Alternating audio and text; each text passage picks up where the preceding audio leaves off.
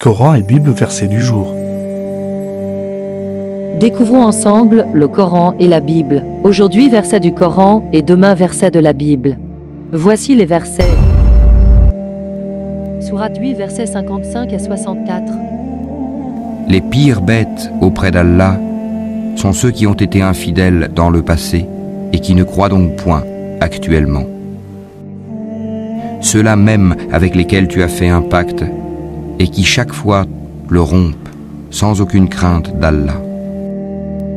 Donc, si tu les maîtrises à la guerre, inflige-leur un châtiment exemplaire, de telle sorte que ceux qui sont derrière eux soient effarouchés, afin qu'ils se souviennent.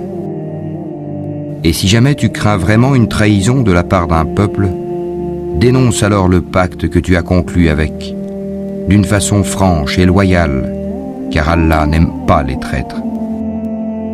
Que les mécréants ne pensent pas qu'ils nous ont échappé. Non, ils ne pourront jamais nous empêcher de les rattraper à n'importe quel moment.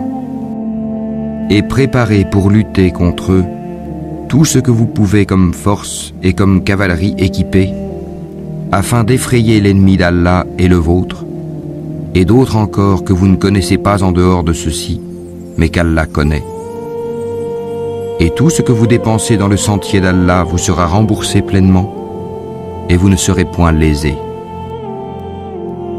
Et s'ils inclinent à la paix, incline vers celle-ci toi aussi, et place ta confiance en Allah, car c'est lui l'audient, l'omniscient. Et s'ils veulent te tromper, alors Allah te suffira.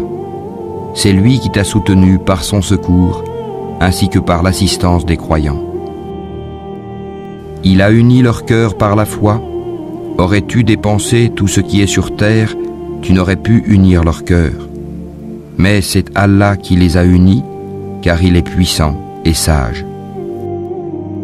Ô prophète, Allah et ceux des croyants qui te suivent te suffisent.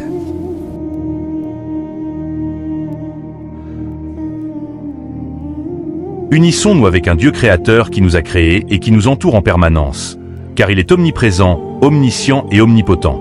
Cherchons et focalisons-nous sur les points qui nous unissent, au lieu de chercher les points qui nous divisent. Jésus et Mohammed.